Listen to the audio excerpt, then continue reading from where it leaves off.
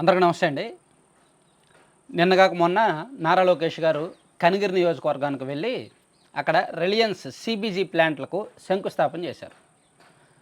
ఆ ప్లాంట్ల ఉద్దేశం ఏంటంటే అదే బయోగ్యాస్ ఉత్పత్తి అనమాట. బయోగ్యాస్ ఉత్పత్తి చేసే ప్లాంట్లకి శంకుస్థాపన చేశారు.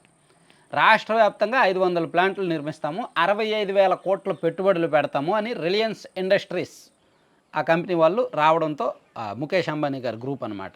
వాళ్ళు ముందుకు రావడం, ప్రభుత్వంతో ఒప్పందం చేసుకోవడం, ప్రభుత్వం అంగీకరించడం, దానికి చకచక ప్లాంట్ల నిర్మాణానికి స్థలాలు గుర్తించడం, మొత్తం అంతా బ్యాక్ అండ్ వర్క్ అంతా చేసేసి ఫస్ట్ ప్లాంట్ కనిగిరి నియోజకవర్గంలో చేస్తే దాదాపుగా అక్కడ వేలాది మందికి ఉద్యోగాలు వస్తాయి. అది బాగా వెనుకబడిన ప్రాంతం కదా, వలసల నివారణకి ఇక్కడ ముఖ్యం అని చెప్పి దాదాపుగా అక్కడ 5,000 మందికి ఉద్యోగాలు వచ్చేలాగా చేశారు.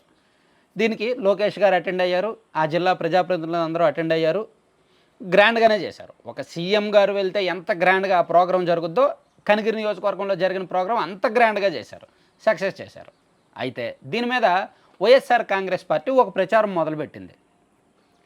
టెంకాయ మళ్ళీ కొట్టారు. అది నిజానికి జగన్మోహన్ రెడ్డి గారు ఉన్నప్పుడే రిలయన్స్ వాళ్ళతో ఒప్పందం జరిగింది, ఇదేమీ కొత్తది కాదు, కూటమి ప్రభుత్వం వచ్చాక ఏమీ కాదు, ఇది ముందు నుంచి మా ప్రభుత్వ హయాంలో మేము చేసిన దాన్ని ఇప్పుడు వీళ్ళు కొనసాగిస్తున్నారు, సో ఆ క్రెడిట్ అంతా మాకే దక్కుద్ది అనేది వైఎస్ఆర్ కాంగ్రెస్ పార్టీ వాళ్ళు సోషల్ మీడియాలో చేసుకునే చర్చ.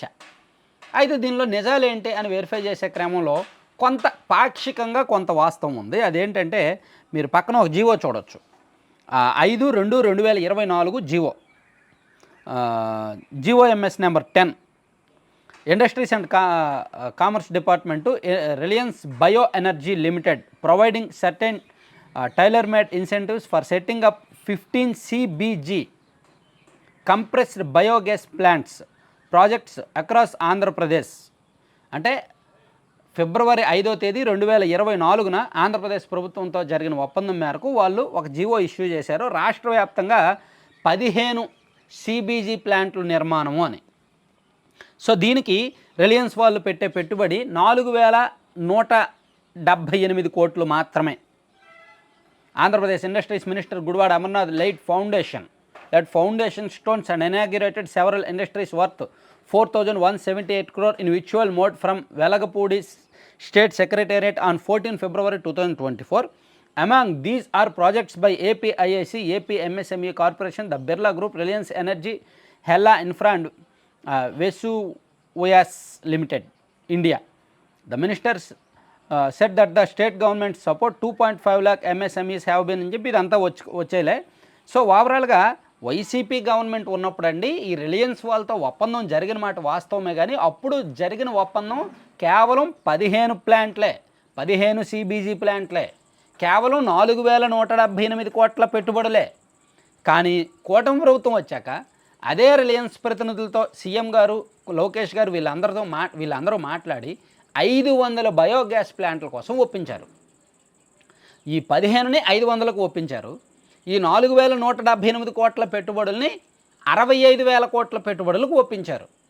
4,000 కోట్లు ఎక్కడ, 65,000 కోట్లు ఎక్కడ, 15 ప్లాంట్లు ఎక్కడ, 500 ప్లాంట్లు ఎక్కడ? సో అది కదా వైసీపీ ప్రభుత్వం. జస్ట్ వైసీపీ ఉన్నప్పుడు జరిగింది, ఒప్పందాలు జరిగాయి, దానికి సంబంధించి ఇనాగ్రేషన్స్ జరిగాయి, కానీ అది చాలా చిన్న స్థాయిలో జరిగింది. కానీ కూటమి ప్రభుత్వం అరే ఇది మంచిది కదా, ఇంకా రాష్ట్ర వ్యాప్తంగా అవకాశాలు ఉన్నాయి కదా, కర్నూలులో పెట్టొచ్చు, ప్రకాశంలో పెట్టొచ్చు, కడపలో పెట్టొచ్చు, నెల్లూరులో పెట్టొచ్చు, రాష్ట్ర వ్యాప్తంగా ఎక్కడికక్కడ పెట్టొచ్చు, చాలామందికి దీనివలన ఉపాధి అవకాశాలు కూడా ఉంటాయి, ఉద్యోగాలు వస్తాయి, దీన్ని ఎందుకు ఇంత తక్కువ స్థాయిలో చేయాలి? సో రిలయన్స్ వాళ్ళతో మాట్లాడి ఒప్పిద్దాము, మ్యాక్సిమం పెట్టుబడులు పెట్టిద్దామని చెప్పి వాళ్ళతో మాట్లాడి 65,000 కోట్ల పెట్టుబడులకు ఒప్పించి రాష్ట్ర వ్యాప్తంగా 500 ప్లాంట్లు పెడుతున్నారనమాట. దానికి లోకేష్ గారు శంకుస్థాపన చేశారు. ఇది వైసీపీ క్రెడిట్ అనుకుంటే ఎలా? సో అనుకోవచ్చు, కానీ అది చిన్న స్థాయి. కానీ లోకేష్ గారు ప్రారంభించింది పెద్ద స్థాయి. దానికి దీనికి చాలా తేడా ఉంది. దాని ఉద్దేశం వేరు, దీని ఉద్దేశం వేరు, దాని రేంజ్ వేరు, దీని రేంజ్ వేరు. కాకపోతే పాలిటిక్స్ అన్నాక ఇవన్నీ సహజమే. వీళ్ళు చేసింది క్రెడిట్ వాళ్ళు కొట్టేయాలని చూస్తారు, అది సహజమే. సో ఎవరి వెర్షన్ వాళ్ళకు ఉంటుంది, కానీ వాస్తవం అయితే ఇది. Thank you.